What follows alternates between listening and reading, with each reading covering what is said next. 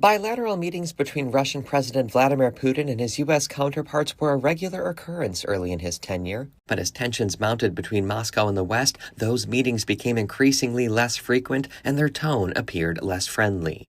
Here's what to know about past meetings between Russian and U.S. presidents. Putin and Joe Biden met only once while Biden held the presidency in Geneva in June of 2021. At the time, Russia was amassing troops on the border with Ukraine, and Washington was repeatedly accusing Russia of cyber attacks. Putin and Biden met for 3 hours, and in 2022, Russia invaded Ukraine. During his first term, Donald Trump and Vladimir Putin met 6 times, most famously in Helsinki in July of 2018.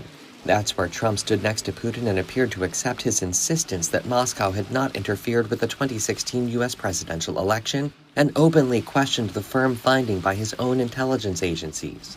Barack Obama met with Putin 9 times, and there were 12 more meetings with Dmitry Medvedev, who served as president from 2008 to 2012. In 2014, the Kremlin illegally annexed Crimea and threw its weight behind a separatist insurgency in eastern Ukraine.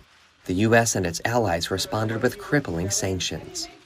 Putin and George W. Bush met 28 times during Bush's 2 terms. They hosted each other for talks and informal meetings in Russia and the U.S. They met regularly on the sidelines of international summits and forums and boasted of improving ties between one-time rivals.